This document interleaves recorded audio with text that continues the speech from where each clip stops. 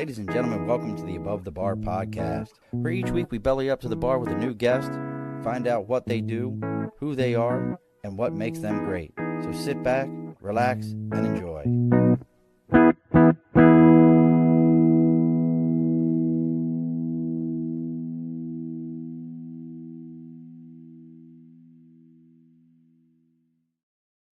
Alrighty, folks, welcome back to the Above the Bar podcast. It's your host, Sean.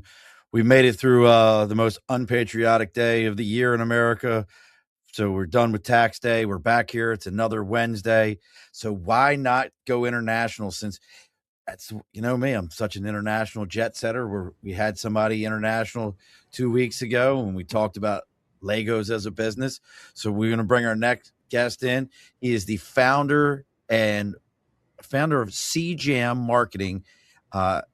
You just ask him. He's got it all written down. Like, I like it when people know their elevator pitch inside and out. And I will tell you, when I asked this gentleman, where do you currently live at? And I got the entire, like, I used to live at, I currently live at, and now I'm doing that. I mean, you can't beat it that way. So I'm going to go ahead and butcher his last name because that's what he's expecting already. So joining us from all the way out internationally in Vancouver, British Columbia, it's Mr. And he goes by B, so I like the first name. That's super easy. I can do that letter. It's Mr. Behdad Jamshidi. Did I get it? Jamshidi? That's great. See that? You all think I can't spell. All right, brother. Well, we appreciate having you out there. Is it still snowing in British Columbia? No, it's sunny and I think like 18 to 20 degrees. I don't know what that is in Fahrenheit, though. Oh, yeah. Well, yeah, I don't know. Did you ever hear the story? Like, we tried to go to the Celsius scale in America. Do you know that? I did not know this. Yeah. So back in the 80s, Ronald Reagan tried to put America on the Celsius scale. And that was like an entire big thing. Like, America's going to go Celsius. We're going to get into the metric system. And they actually tried to teach it in schools when I was young. Absolute failure. Absolute, just did not work. So it went to the way of the dodo. So, but what B does, folks, is he helps people with marketing challenges.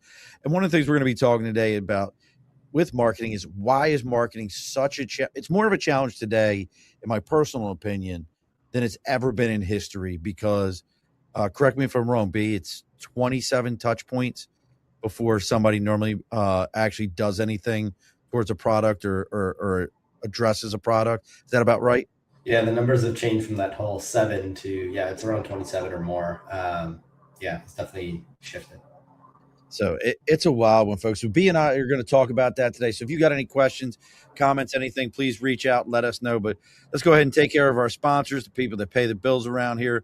As always, folks, over my right shoulder is the big board for Sticker and a Cause.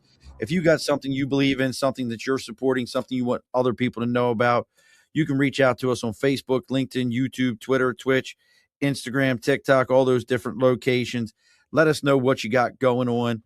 I'll tell you where to send that sticker to. Kids just running through, just waving at me. I'll tell you where to send that sticker to, so everybody can know what you've got going on there, folks. Again, that you can find us on Facebook, LinkedIn, YouTube, Twitter, Twitch, Instagram, TikTok. Our email is theabovethebarpodcast@gmail.com. Our website is theabovethebarpodcast.com. Let me know what you got going on. B, do you have a sticker? Do you have a sticker? I haven't created one yet. No. See, you should have your own sticker that just says CJAM on it. Yeah, next time I will. Now I'll just throw it on my head right here.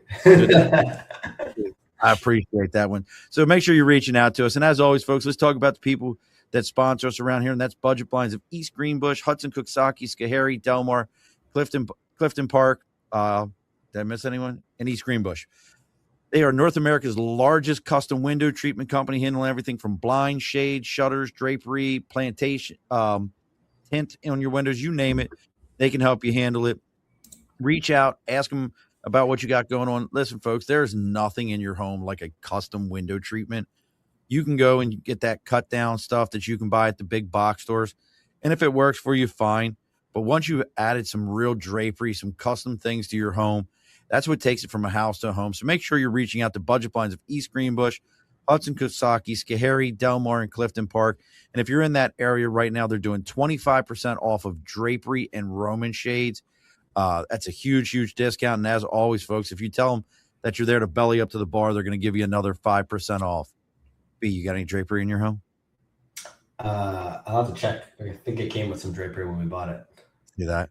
So make sure you're and they're international. Budget Blinds is international, so you probably have a Budget Blinds near you. Make sure you're reaching out to them. You know, you go get they might need you for marketing help. Yeah, who knows? We should have a chat.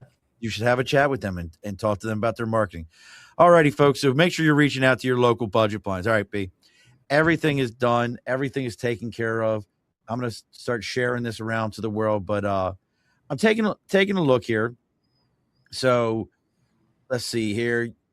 You've helped, let's see, 1,153 marketing agencies and vetted them down to at least 100 preferred partners across all market niches, pairing hundreds of businesses with right partners. Let's talk about that. Like, did you start off in a marketing? Like, where did you start your career? Like, I feel like most marketing people are like, nah. So like I was at the drive-through line at McDonald's, or you're up in Canada, so Tim Hortons. Yeah. And then like I realized I could sell this better than everybody else. And next thing you know, you're a marketing guru. How did you start? You're taking my story. It started at Tim Hortons. No, I'm kidding. So I started out, funny enough, as an engineer. So I wasn't actually in marketing at all. Wow. I was doing sales engineering for a company up in Canada called TELUS. A lot of the work that I used to do at the time was I used to work with B2B companies, 50 to 1,000 type employer range, understand like what's going on from a C-level perspective, IT perspective, and then build out technology roadmaps. How do you get from A to B to C? I got to work with like the lush of the world, not-for-profits, law firms, manufacturing, all that stuff, right? So a lot of my business consulting, sales, leadership, and technology experience came from that side of my life. And on the marketing side, it was actually a sushi lunch that changed the entire trajectory of my career. There's no joke there. That's actually what happened. I started basically building out websites, Google Ads, and SEO more for fun than anything, and realized building 80-hour websites on the weekend was not fun. So I started looking for different marketing agencies to work with. And as I did that, I noticed most marketing agencies don't understand business. Most businesses don't understand marketing. There's just like this communication gap. And I thought as an engineer, I could solve it. And so anytime I would start to matchmake and put, marketing agencies and business together, they'd speak the same language. 93% of marketing agencies are good at nothing. 7% are good at 1 to 3 things. And as you mentioned the number, I've talked to over 1,153 different marketing agencies and experts. And so that's kind of where I get the confidence to say numbers like that. So I ended up becoming this connector for businesses and marketing agencies. And I wanted to talk to you about that. So first off, what's your go-to sushi? I'm a spicy tuna. Oh, I like oshi, like salmon oshi. It's like a little jalapeno or rectangular. Yes, so good. Gotcha. I actually got to eat sushi from Morimoto's once. That was amazing. Like Iron Chef Morimoto. That's super cool. Yeah, it was like legit, but I just can talk about food. But so you're working with this, and it makes sense. If you were an engineer before, you guys are always looking. There's a problem to solve. You probably had your Six Sigma or something like that going on. Which one was it that you were running with that had you thinking like, I can make this better? Yeah, I don't know which one I was running with. But engineering, they just train you to be a problem solver. And so anytime you see a problem, you're like, I'm going to go solve this. And it doesn't matter what field it's in. It's true. It makes sense. So as you're getting into this now, you're pairing up with engineering companies. And it's funny you said that 93% really don't do anything very well. I heard something recent. I would love to get your thoughts on this, where a lot of people are saying now is hire a marketing firm to teach your marketing team, not to do what the marketing team does. Is that something you have experience with, or something you're seeing? Have you run into that yet? It depends, right? Like the larger a company you are, the more internal staff you have. And if your internal staff is just only focused on your business and they don't see from the outside perspective, then yes, hiring like a marketing agency to come outside and, probably bring a new idea, new fresh ideas, what's working, what's not working is a very valid way of doing things. But that doesn't work for every kind of company, right? There's a lot of companies that only have one person on their marketing staff. That one person can't do everything. It's impossible. There's no unicorn like that exists. And so they have to hire outside help. And so there's different structures that are built for businesses where they outsource all of it, they outsource some of it, or they just bring in people to help. So what then for you when you're working with, we'll use the podcast for a minute. So I'm like, hey, bro, I'm over 300 episodes on this thing. I've got, thousands of followers through multiple places. How do you work with somebody like me, who's a pretty small guy in the grand scheme of the world? I hate my cat. Folks, if you just heard a banging sound, that was the cat getting off of the table and knocking everything over.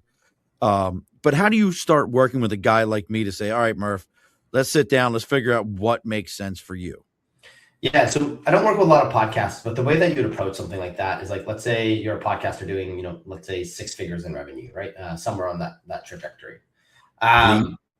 Sorry. Yeah, please. Because most podcasts aren't, right? But once you build up the sponsorships and you start creating offers and you have affiliate deals, like things can happen in that realm, right? So if they're in the 6-figure range, they go, listen, like find the channels that make the most sense for you and likely hire contractors additionally. Like don't be hiring agencies. You want to be like very specifically focused types of people. So if you're like, hey, Behdad, I built my greatest asset is my email list because I have thousands of people in there. How do I optimize something like this? Then it would be like, okay, do we find someone that can help you run your email newsletter and potentially someone that can help you with your affiliate deals, right? And you figure out how much you can spend and how much you can't spend. And if you can't spend the money on those people, then it's like, okay, well, you need to do it. And so how do you do that in the most effective way until you can pass that off to someone? If it's if there's a podcaster that comes and they're doing 7 or 8 figures, that's a different story, right? Like now they can afford the email guy that's probably going to charge, $6,000 a month to do the email marketing, but the amount of money that podcaster is going to make on the other end is going to be a lot more than $6,000 a month because they just have a large enough following, large enough influence, and the deals can happen. I'll tell you, if you find one making 6 figures, they're doing a hell of a thing. Because if you ever get into this world and you understand that, I always like to explain this to people. Did you know that if you do 30 downloads an episode, you're in the top third of all podcasters in the world? Like that's a weird. I know most people are like, "What?" I'm like, "Yeah, you only got to do 30 downloads an episode." And people are like, "That's easy." I'm like, "Give it a shot." Yeah. Well, it's the same as like any other thing that you look like when you look at social media accounts, right? That's like less than the top 1% that gets most of the views, right? You have to be at least in the top 1% in every area, and that's really hard to do. So being in the top 10%, it's kind of like when I was talking about marketing agencies, where it's like 93% of them don't do very well, right? Like if you're just doing good enough, right? Good enough doesn't actually produce results in today's environment. It's the top 3 that typically get most of the lion's share. If you look at the Google search rankings, the top 3 get 70 to 80% of the lion's share of search results. If you look at the Olympics, do you remember who was 4th? Probably not, because 1st, 2nd, and 3rd got the medals. It's the same thing across almost every single marketing niche. When you think about it like that, it's like, so that's why you need to find the exceptional partners, because if you don't, you're just fighting for the 20% that's left over from what the biggest guys are already taking. So when you're sitting down with somebody, like, is it purely just going and helping them find somebody that fits their marketing need, or are you working with them also on things like building their avatar to be able to figure out what marketing firm works for them? Yeah. So anytime I do a business discovery session with a customer, typically it takes anywhere from 30 minutes to an hour and a half to just like understand the business inside and out. When I'm assessing a business, I'm trying to figure out, do they have their branding figured out? Do they have their messaging figured out? Do they know who they're targeting, right? If those are the foundations set, great. Because now we can move into growth marketing, which is like, which channels are we going to use? Are we going to use a conference strategy? Are we going to use a paid ad strategy? Are we going to use SEO? Are we going to use social media, right? We'll figure those lines for growth after, once the foundations are there and set. If the foundations are not set and there's no brand messaging or brand identity or who you're really targeting, then we need to start there. And even maybe one step up is like actually starting with a marketing strategy. So a lot of the customers I work with are in that like 7/low 8-figure range, where they've thrown a lot of things at the wall. Some things have stuck, good headwinds behind them. They were able to build a business, and all of a sudden they go, well, I don't know how to get to that next level. Or a lot of the times it comes down to, do you really know what your message is and who you're targeting? Because we don't actually know that. And once you do, you can start adding light to the fire once you have a solid marketing strategy, you know what channels you're using, and you know exactly what you're trying to say to people to bring them into your environment. That's like the Henry Ford quote. I know 50% of my marketing is working. I just don't know which 50% it is. Yeah. Yeah. No, that makes perfect sense to me when you throw it out there that way. How about with some of the numbers and some of the sizes that you're talking, that you're working with? What are some of the other ends of, like, from a marketing standpoint? So I'll give you an example in my business. Legacy marketing still works for me. Mailing out a postcard in my business still works for me. Sending a magazine ad still works for me. What are you seeing though on the other end of that? Because I hear from people all the time, they're like, that marketing is dead. I'm like, no, it's not. You just don't know your avatar. What are you seeing on your end? I'm seeing more of what you're seeing, depending on the type of business and the strategy. Like, it all comes down to the marketing strategy, right? Like, if you're a local based business, right, mail ads to the door do work, right? Like if you fix roofing or you do lawn care, or maybe you build houses, right? That does work. It's just most people have kind of like forgotten about it, and they think about it in terms of the traditional sense, but not like creating a spin to it. Like, what's the offer that you're giving? Are you putting a barcode there that leads to a landing page that looks really good and it guides them across the whole process, right? Like, are you giving them something for free? You know, like there's all this stuff that you can do in, you know, just print ads to, you know, putting things on TV or even magazine. Like, it really all comes down to really understanding who your customer is, where they are, and what the best ways to reach them is. And sometimes it might be magazines. Like, for example, in Vancouver, we have this magazine called Aleph, Aleph. And it's all luxury Persian businesses and stuff like that. The audience is rich Persian people in Vancouver. So if that's your target market and you are an accountant that speaks Persian, you likely want an ad in that magazine, because in Vancouver, you'll get the biggest eyes on it. So it all Kind of really makes just sense to be in that magazine. Say that again. I don't work with a lot of Persian customers, to be honest with you. I'm more Canadian on the inside, but like, I just know of these things. Listen, I'm Persian on the outside, Canadian on the inside. Exactly. Like, okay, fair enough. I get it. I get it. Like, I don't think I've ever heard it put that way. And I guess whenever I think Persian, I think Turkish myself. Are you Turkish? No, Turkish and Persians are very different. Are they really? From Iran, and Turkish people are from Turkey, and they're close to each other, but very different cultures. See, now, thank you for educating. See, I always, like, if somebody said to me, like, we have a restaurant around here, it's Turkish, and somebody said, oh, that's Persian food. And I'm like, okay, I don't know it. I don't know anyone. Well, but see, you know what? That's like, I just learned this recently. Completely sidebar. Just learned this recently. So big thing here in the States is we'll have restaurants and they'll say, oh, it's an Indian restaurant. This is great Indian food. And then you go there and they're all Pakistani. It's not Indian food. No. It's Pakistani food. And it's always funny to me because I had a client that was like, he educated me on that. And where I used to live at had a large Punjabi and Gujarati population. And they were like, yeah, Murph, like that's not us. That's not our food in any way, shape, or form, dude.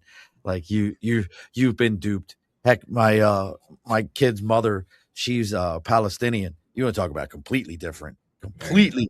Oh, dude, like absolutely, like the little grape leaves, you know. Yeah. We call them dolmes, but like we have a person. So for in Palestine, they're Diwali. Yeah, see, different name, but you'll notice in the Middle Eastern cultures, like a lot of the food is somewhat similar, but very different spices are used and different ways of preparing them. So yeah, like if you're talking about like Turkish food, like the kebabs are different than Persian kebabs, because we use different spices. Like we won't put pistachios in our kebabs. Like there's a whole bunch of things. We use a lot of saffron in our foods, especially when it comes to like the chicken. So like, yeah, if you go to eat, it's very different. Different flavor profiles, different ways of preparing. See, I always like the Mark Twain quote: "You can't hate anyone if you travel." Yeah, it's really hard. It's impossible. If you travel enough and you go hang out with other people and you're like, dude, you like eating that? Dude, I like eating that. And you're like, man, we can hang out. We can be cool together. So, but I digress because it's food, and I always end up talking about food at some point. But when you're working with folks, and again, oh gosh, so you should have yelled at me, B. I did you dirty. If you want to know what B's got going on, or you're looking to figure out how maybe you have a marketing situation, you're trying to get connected to the right marketing person, but you don't want to sit there and be like, dude, I interviewed 2 companies and I'm already tired because they've already spun my head. If you want to talk to B, he can help you out with it. CJAM, just like it sounds, letter CJAM marketing.com. You can jump on his site. You can connect with him there. He'll set something up with you. It's like $1 million Canadian, which is $5 American, I think is how that converts to talk. That's about right. I think it's the conversion. Yeah, the conversion is close. It's pretty close. I'm pretty sure. And hurry up before any time now. British Columbia could be its own country all in of itself, because Canada's like in the middle of this thing where Alberta wants to go ahead and go off and be its own thing and just split the whole country up. Is British Columbia that one? You guys? No, I don't think so. I think Alberta made a bunch of noise for fun like 5 months ago, but I haven't heard too much from it then. But yeah. I got a buddy who owns the budget blinds out there. He was telling me all about it. He's like, all of the revenue for all of Canada comes from us. I'm like, okay, so you're the oil capital of Canada. Got it, bro. Yeah. Deep so funny. Yeah, they're very angry people in Alberta. They are not. Yeah. They're done with it. But yeah. No, go ahead. No, what were you going to say? I mean, I don't really get involved in the Canadian politics, to be honest. I kind of just follow the rules and follow the sun. It's amazing how, like, if you just follow the rules, things are so much. I'm not good at follow rules. Most people tell you, but so you're into this piece of it. You're helping folks out. What are some of the pitfalls though that you see when you're starting to work with clients, as far as they're like, when they finally hit, like, where are they hitting the wall at, where they're like, B, I've done fill in the blank. I need you. What is the wall that they're hitting, and when should they have reached out to you before then? Yeah, I mean, there's so many, but just to list a couple. There's a lot of pitfalls when businesses try to communicate with marketing agencies. So they'll hire marketing agencies thinking they're hiring someone that's going to help them with strategy, but essentially most marketing agencies are built for execution. So if you don't have the strategy and you're trying to hire someone to be like, oh, you got the strategy and the execution, it doesn't happen. I'd say less than like 2% of marketing agencies have a strategic arm that can truly think about marketing strategically, like to bring it like the holistic picture. The other kind of things that end up happening is like most businesses will talk to maybe 3 marketing agencies. So typically the story goes, hey, they reach out to a Facebook group or their business group, or they ask a friend, and then they get invited they talk to their cousin, and now their cousin is running the marketing for, a 7 or 8 figure business, and they have no business being there, but they're family. So you give them a shot. And so a lot of times, like, that's typically the stories you hear. It takes me 15 marketing agencies before I find one that I really want to add to my network. How many people do you know that have talked to 15 marketing agencies before they hire one? Not me. I mean, it's actually the biggest challenge in my business is marketing. That's why I'm finding this absolutely fascinating. Right. I mean, so that's part of it. So you have to talk to a lot more people. And the thing is, there's different sizes of marketing agencies, right? Like there's like 5 different levels of marketing agencies. And depending on what level your business is at, it makes sense to hire at the level that you're at. And if I'm to break that down, just for people to kind of think about it, it's like, if you're starting out as a business owner and you're doing, like, let's say 0 to 500K, level 1 is like your freelancers. You're trying to offload stuff. You want to do social media posting anymore. You don't want to be video editing your videos anymore. Like, you're basically hiring the freelancers to take things off your plate.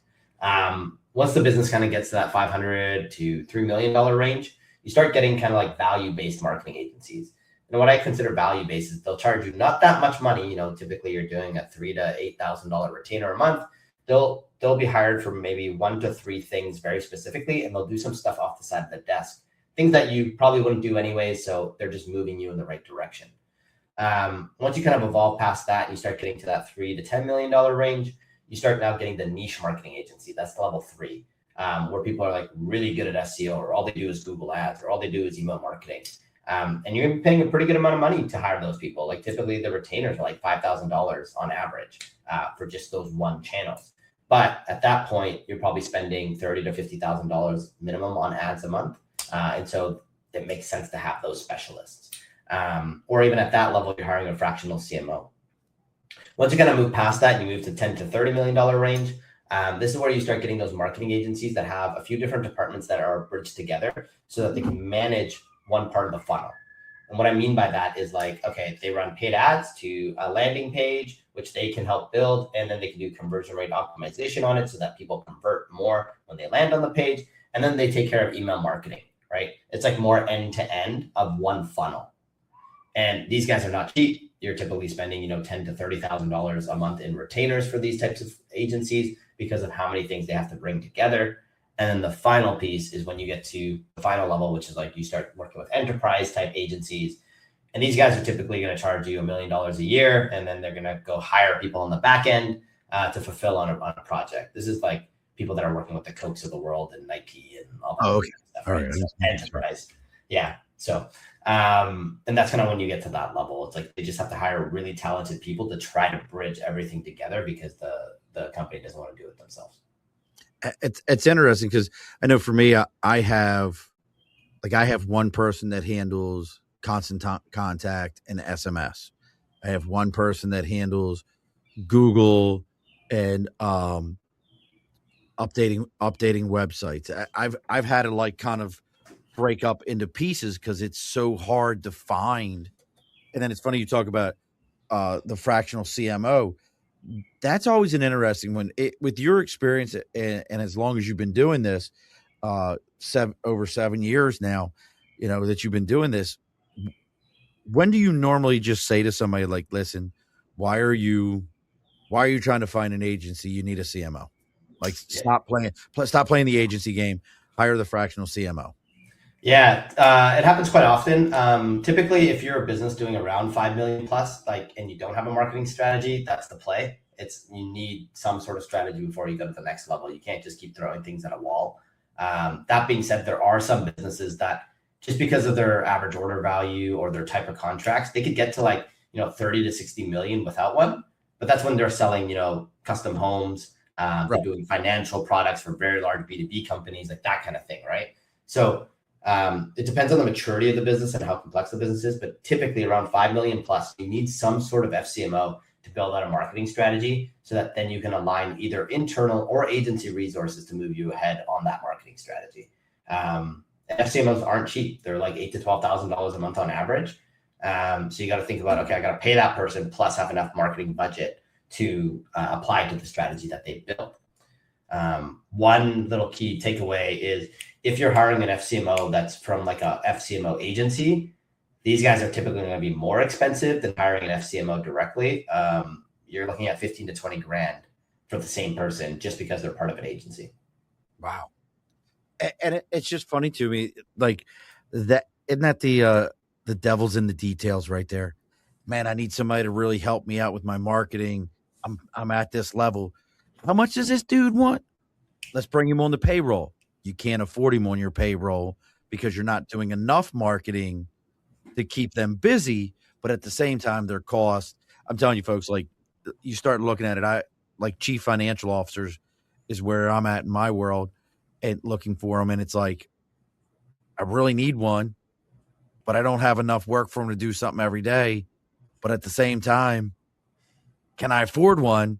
Because they can be in that $4,000 to $6,000 a month range. I mean, it's very interesting how that all kind of fits together. How about the other side to the coin? The person that you look at and you go, high five, wish I could help you. I'm not your guy. Yeah, I mean, I had a call like that today in a very nice way. I kind of had to be very blunt about it, but we spent an hour and a half on the call, and they said, "Hey, look, we're going public, and we need a marketing agency to help with a whole bunch of stuff." And I was like, "All right, cool." And they're going public tomorrow. Like, it's not like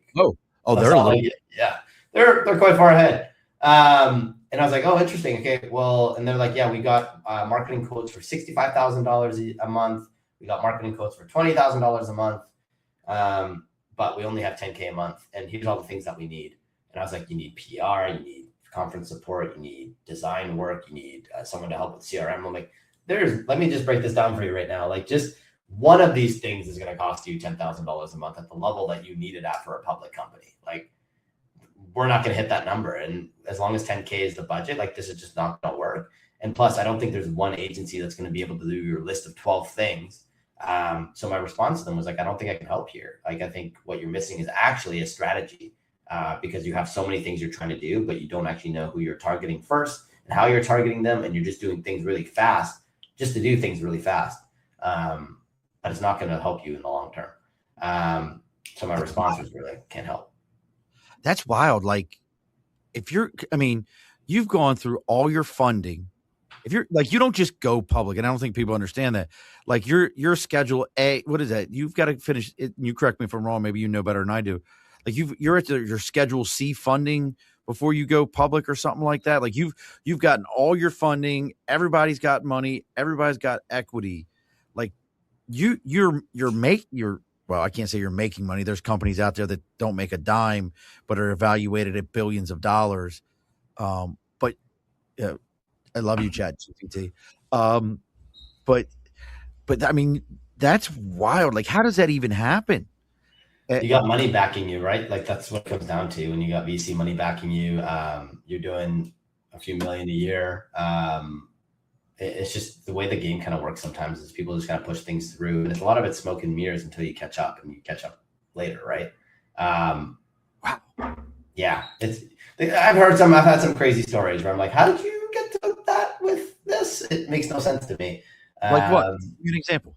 I've done, I got to see a $100 million company doing 9 figures a year, 3 different websites, no set strategy, no marketing team. And the question was, okay, well, how do you know who you're selling to based on the 3 different websites that you have?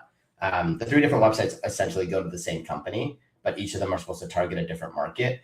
And the response to what each individual brand's messaging was dependent on who the sales leader was for that company. And I was like, exactly. Yeah. So if that salesperson changed, the messaging for that business changes and how they sell. It's like, I find that actually crazy. Whereas the way I would have built something like that would be like, if we have 3 different brands, similar to a lot of the enterprises today, they're going to have a luxury brand, a medium brand, and a low cost brand, right? Right. It all goes back to the same holdco or same company. But I would have planned the brands around that and really targeted in the messaging. So it doesn't matter who underneath is selling the product. They know exactly how they're supposed to sell it. And if they go into someone with a luxury product and they go, actually, our budget's on the pennies, not the dollars. Cool. We have another partner that we work with, could be the same company, and we're going to pass you off to them. Same business, just different brand messaging, different type of customer avatar, and then tie it to them. The CEO understood when I mentioned, yeah, that makes way more sense. But that's going to take us some time to do, right? Right. Well, that's where you're talking about, hey, we need a chief marketing officer. We need somebody to pull this thing in. That's wild. See, when I hear these things from folks like yourself and I get educated on, like, yeah, there's $100 million company out there that's working with bubble gum and duct tape to keep this thing running. But everybody's throwing money at them. You're like, how does that work? And I'm over here like nowhere near those numbers. And I'm like, I've got a marketing person. I've got this person. I've got that person. We know where we're going. And I'm like, how do I get to 100 million? And that kind of goes to these marketing companies. And I think you brought it up earlier. I think most marketing companies personally are big box stores in disguise. They really are big box stores in disguise. Not like you said, 93% of them are, here's your box. Pick the tools that you want out of this box. We'll go ahead and push them out there. How they work, we just don't know. And they give you the excuses of, my favorite is don't talk to me about impressions. I'm so glad that most of us are getting past that. Impressions are pretty. Impressions are prom dates. Somebody said to me once, but you don't marry an impression. Impressions are your prom date. And what I mean by that, folks, and I'll let B talk about this more. And if you want to know what B's got going on, again, folks, it's CJAMmarketing.com, CJAMmarketing.com. You can see what he's got going on. And if you have any marketing questions, maybe you have a small business. I know you're out there working and you're looking to try to grow that, or hey, how do I start from the bottom to the top? What do I need to do here? But back to that marketing piece. What are I lost my entire train of thought, and that was a great thought I had there. But no, like the impressions thing. Like I ran into this with a marketing company where they were like, "Oh, you'll pay us 10% of your Google spend plus our service fee." And I'm like, well, what are you basing my Google spend on? Oh, impressions. And then I have a business that 18 to 24-year-olds do not buy my product. Yeah. I got the window treatments. The window treatment thing is me. Yeah. Yeah. No 18 to 24-year-olds buying window treatments. But how are you working with stuff like that? If you're talking about like impressions and things like that not mattering, like, I mean, impressions are, how do you know how many of those are actually bots? And it's a large percentage at this point. So even if you get impressions, it doesn't really matter. What matters is, are you actually getting the phone to ring, and are you tracking that back to your ads? It's all about like attribution. Although attribution is hard to do across all channels, but you can still do it to a certain extent that you have a certain idea of where things are coming from. I think talking to earlier, you mentioned 27 different touch points. I think that's the world that we kind of live in today, right? Like people will need to see you across multiple platforms. They need to see you around the environment to kind of subconsciously build trust with you. So I do think when it comes to marketing, why is it harder now than it was in the past? Is that you do need so many more touch points. It's because there's so much busyness and so much noise that you need to stand out from it. And it's very hard to do, especially if you are a small business, right? Most small businesses grow through referrals. Why? Because they don't have the money to spend on all the different marketing channels to grow. If you look at like a business I'm buying, the number of things that I do for marketing and I get my team to kind of manage and run it is like, I have an email newsletter that goes out once a week. I have another monthly newsletter that goes out to my agencies. I go on podcasts. I've done over 100 at this point, right? And I have a whole system for reaching out to podcasts, right? There's 5 pieces of content going out a week. So I have over on LinkedIn and Facebook and Instagram, I got 5 pieces of content going out a week. So that requires me to be writing content all the time. It's not AI. I'm not interested in AI-based stuff, right? So when you look at it like that, like the way that you look at marketing as a whole, it's like you need to be running all these different channels so that you can stay top of mind of people.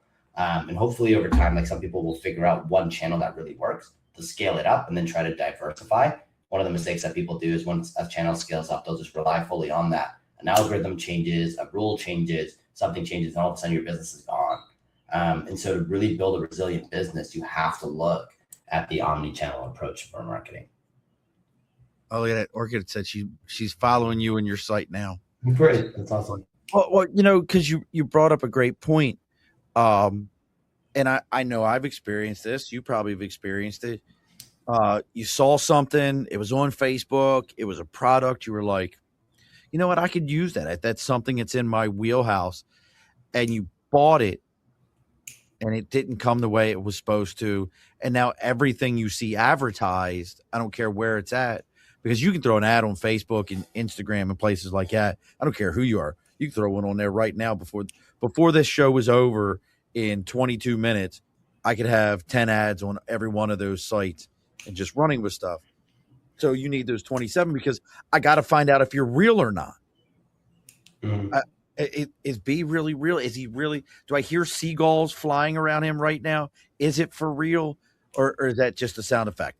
I don't know. Like we have to have all these things really pushing at us.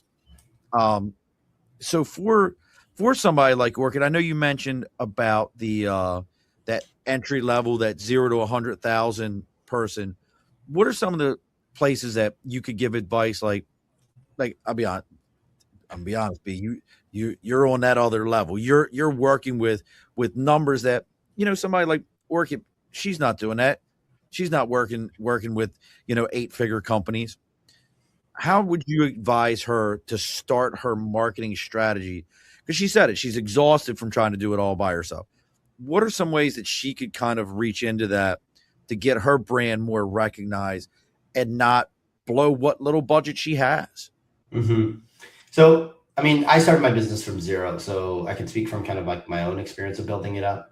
And the way that I approached mine was basically building relationships. And so that could be building relationships within online communities online, So it could be Facebook groups like in the past, although that's kind of shifted. There's other groups that are constantly coming up. And so if you know that your certain audience or your certain customers are in a place, I try to build a reputation in that environment. Like that'd be, if you don't have a large marketing budget and you sell flowers for important days, and you know that typically executives will buy those things and you want to make it easy for them, like join some business groups and like push that, like ask questions around that, be just share your information and knowledge there, right? Like you can even ask questions around your business so that people kind of get a sense of what your business is. You'd be like, hey, I'm struggling with this aspect of my flower business, but we do really good things, blah, blah, blah. So you're almost mixing in the question with almost some like brand recognition as you're going through it.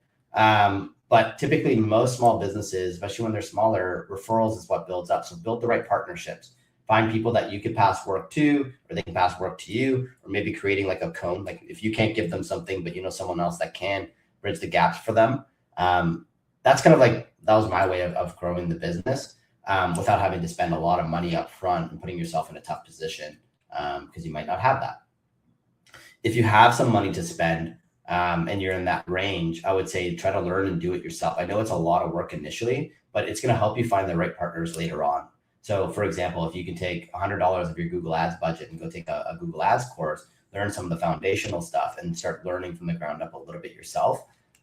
When you do pass that work off, you're going to know what to look for. So you're not going to make a mistake hiring someone else. And all of your ad dollars are going to go towards your ad campaign and not to like a retainer with ad spend, for example, on those fronts. So yeah, this answer can go anywhere because it really depends on the type of business, what you're selling, who you're selling to. That would kind of give me some ideas of like, how would I try to build this from the ground up initially, profitably, so that once I get to a certain point, 100,000 or 200,000 in, then I can start thinking of what do I pass off that I don't like doing anymore. And that could be things from like social posting and that kind of stuff. But no, that makes perfect sense to me. I really liked your point about, getting yourself into higher level groups that maybe be a little bit more than where you're at, because we all like to be the one that discovered the band, that discovered the new restaurant, that we can say to our friends like, dude, I knew B when he was just an engineer. Mm-hmm. Now I knew him, but I was one of his first clients. And we all want to be that person that says that sees how the business grows and has it. So I really like that idea of doing things that way. Real quick, folks, because we're getting close. It's almost closing time here at the bar. So what's in your glass? Quick question. What is in your glass now, though? If it's not New Scotland Spirits, we might need to fix that. This episode is brought to you by New Scotland Spirits. Handcrafted small batch whiskey made right here in upstate New York. Built from local grains, real craftsmanship, and a standard that doesn't cut corners. It's bold enough to stand on its own, smooth enough to sip all night, and the kind of bottle you don't hide in the cabinet. You put it on the table. Next time you pour, make sure it's something worth talking about. Head to newscotlandspirits.com. New Scotland Spirits, the right answer to what are you drinking? All right. So let's ask the inevitable question of marketing, and I use it all the time. AI. How are you seeing AI in your world when you're reaching to these firms? Are you seeing a big shift even from the firms? Because I've caught it with my own company where I've caught mistakes where people think, well, yeah, it's got it. And I'm like, the hell is this? Do you not know what you're looking at? How has your experience been with AI in the marketing side? Yeah, this is constantly shifting and evolving and changing, but I think the foundations of it doesn't change. I think with AI making execution way easier. For example, you can get a mood board drawn up in 5 minutes when it used to take 3 or 4 weeks to do. I do think that the execution aspect, as it gets easier, strategy becomes even more and more important. So the people who truly know what they're doing in marketing are going to become even more valuable. It's the same thing across like computer programming and things like that as well. Like maybe you don't need a team of 20, but you need a team of 2 really strong coders, because AI becomes an amplifier for those people. So the way that I kind of see AI is you want about 20% human input initially, 60% AI, and then another 20% human oversight.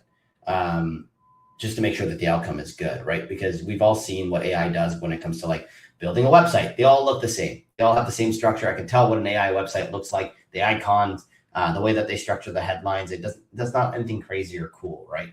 But when you add in a designer to that mix, right, that's a whole different play. Like if you had a really good designer, they can build out a really well-designed page because one, they're going to put input in first, AI builds some, and then they can refine on that, which is what you want.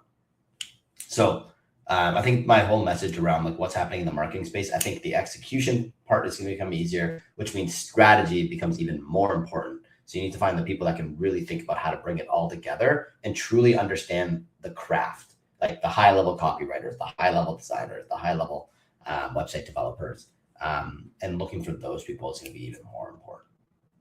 So, I mean, so if I'm hearing you right, AI, it's doing the, it's more of like doing the heavy lifting. Like, what's the thing they talked about with, like Michelangelo's David and all that? He didn't bang all the big giant chunks off of the marble, but he refined all the pieces and he worked all the edges. So really let AI knock all the big chunks out for you. And then you really got to have that fine eye, because it's not there for us. But Exactly. now for that person like an Orchid, though, I'm gonna keep using her as an example, who's in that entry level space. What are some of the things though that you would say, hey, give this to AI? Yeah. Okay. I don't know what your business is. So if you want to type that in the chat. I can tell you. So she has like art. She does a lot of different art related things, children's books, things of that nature. I actually have one sitting next to me. Like, is this hers? Oh no, this isn't hers. Wrong person's book. I thought I had your book next to me, Orchid. She has a book though, like about train conductors. Ask the conductor kind of, but they're kids' books and different things along those lines. So, in that type of a marketing world, how can she hand some of that to AI to make her life easier? Yeah, I mean, the places that my brain goes with AI for that is like one, for example, if you want to start like an email newsletter once a month, like AI can help really easily with something like that. If you put in your voice and what you like to write about, and then you even give it a voice note to be like, hey, my news story is on this and blah, blah, blah, blah. Can you create an email sequence that I can send to people to get them excited about it? Right. Like, so you can do things like that. Obviously, image generation. I've seen already in a lot of masterminds, like people create really compelling stories through just the images that are being created through AI. And they're quite cool. I was just on an event today where someone created a whole, I don't know how to explain it, but it was a group around Meet the Goats, the GOATs, the goats of basketball, whatever. There's goats of people. And so they created a whole theme around that. So they had imagery and they had like funny little characters and all that stuff was created through AI. Imagine trying to do that with like a design team before. It would take so long to do and it would cost a lot of money. But with AI, it's what, a $20, $30 a month subscription, then you can create a whole bunch of cool things.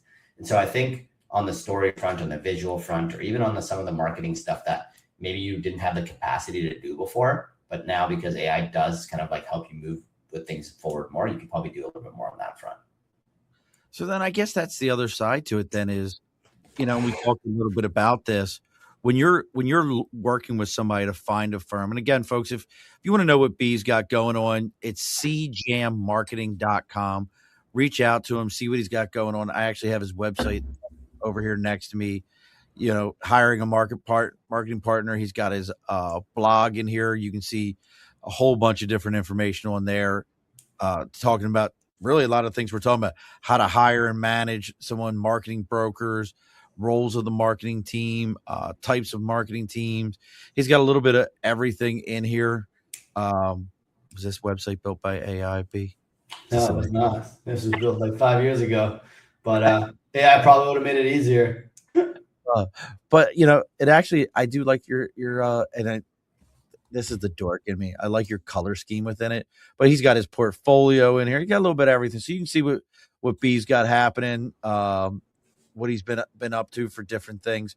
But gosh, I lost my train of thought, but because your website, I was like, oh, look at that. Ruggedly handsome B standing there with a big smile on his face on the front of his site. But you can see what he's got going on. What are some of the other I guess, advice that you would just, when you're working with somebody and you're trying to put all this together, what are some of the other elements that people miss when it comes to their marketing? I know the things I missed, which was, and it's funny you've already said it. I didn't have a marketing strategy. Mm. I just knew I needed to market, and I was going to try everything. Like, I didn't have a strategy. I was like, I'm going to try everything. And now 3 years into it, I've whittled it down to, I pretty much know what works for me and what doesn't. Nice. Yeah. Like what are some of the other things you see?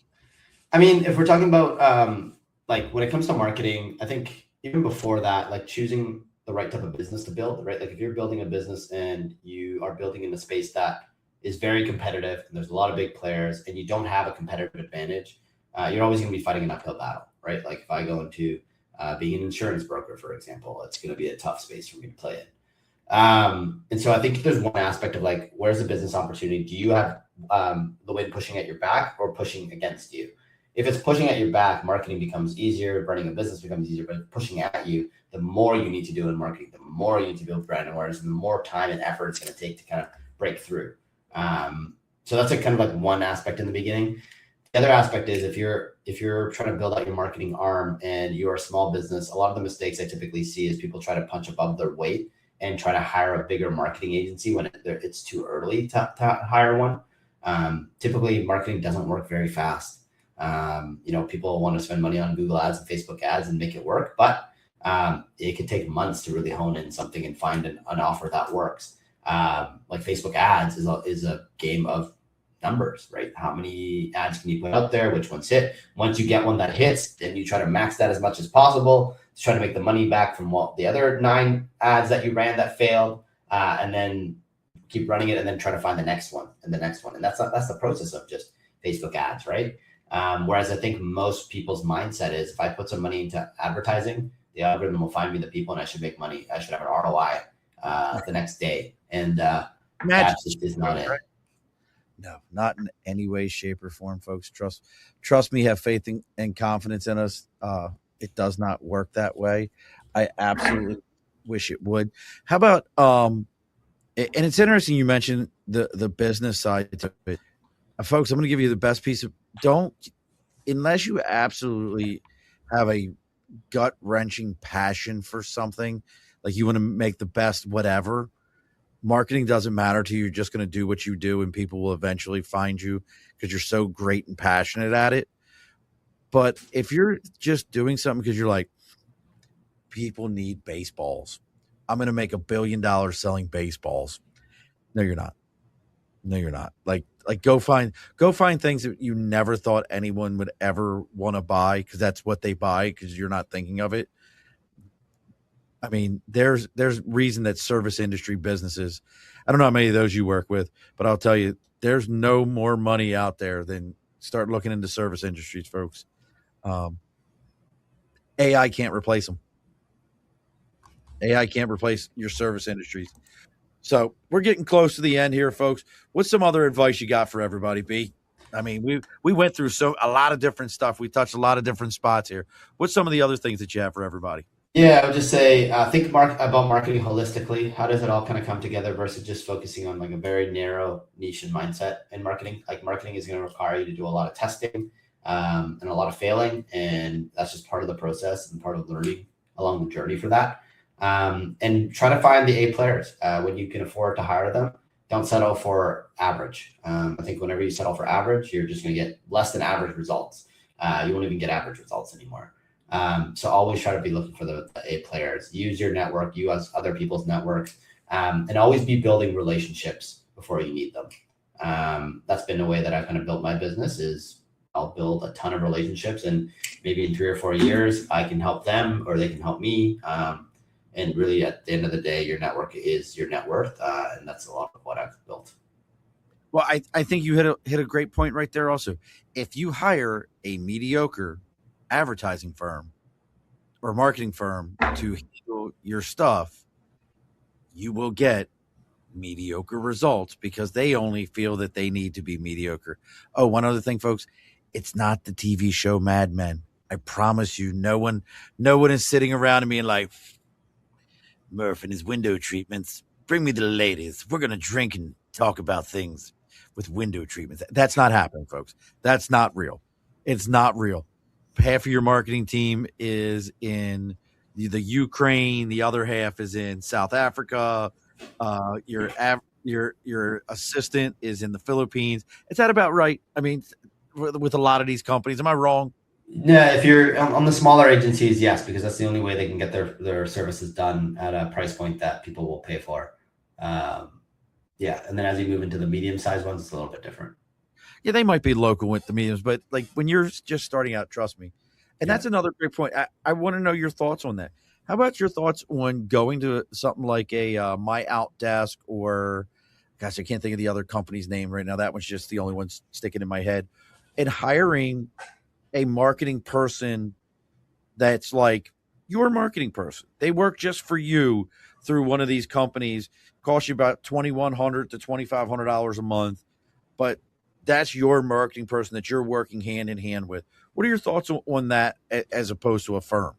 Yeah, it really depends on the person. It's like a needle in the haystack to find someone really, really good. I'm not saying that there aren't good people. I'm just saying it's very hard to find the good ones, and the good ones are typically being hired by larger companies. So you're left with people that don't understand culturally, for example, the way that North America works or the US works is different, right? Like Canada and US are very different even in culture. Oh, yeah. But most people won't understand that if they're not in North America, right? Or how people buy or how people think. Like there's a lot of nuance to it. So I'd be very careful with the people that are charging a very low amount of money to help you with your marketing. Typically it's very junior people, don't have a lot of experience, and they're doing the same thing for everyone. And as soon as they get a better deal, they jump ship and they move on. So use them if you can. Find good people. I typically like to find very specific things. Like if I'm finding a video editor, I'm hiring a video editor. I'm not hiring someone to take care of my whole marketing. Okay. Does that make sense? Because if you're trying to even hire a marketing director, even in South America, you're still going to be paying $60,000 to $80,000 a year for really solid people. Wow. I mean, for that price, you might as well just you can stay stateside for that, and somebody like you said that knows your business or knows the markets around your area. That was one of my biggest challenges when I first started marketing. Was I would talk to people who didn't understand franchising, and they would be like, "Dude, you just get on the local news." But I'm like, "Why? I'm advertising for all the other franchises." They're like, "What?" I'm like, "Yeah, these are my zip codes. I can only market in this area. If I go and do that, I'm marketing for everybody, and they're going to eat off of a plate that I fill." And they're like, "Oh, well, you should do this." And I'm like, "Do you know?" And finally, I just had to go "Do you know anything about franchising?" Well, not. I mean, I've known some guys who own franchises. Like, okay, but do you? And they just don't know this business. That's my biggest challenge with marketing, honestly, is if you don't understand franchising and zip codes, and you have to stay within your lane, it can be tough because you want to I'm going to go to the most expensive neighborhood in the town. Yeah. I don't have that zip code. Yeah. Franchisees and franchisor model is very difficult, especially in terms of the handcuffs that you have on what you can do around marketing, what you can't do. So knowing that before you get into that business is also a very important thing, right? What do I have control over, right? At the end of the day, do I have control of my destiny, or is it, I hope they figure it up at the franchisor level to figure out the lead generation piece for all the businesses across all aspects of the States. That's not an easy thing to do either, right? So yeah, no, trust me, it's been, for me, the biggest thing is we don't have access to our pixel data. Listen, people who understand pixel data, when you tell them I don't have access to my pixel data, they're like, "What?" Yeah.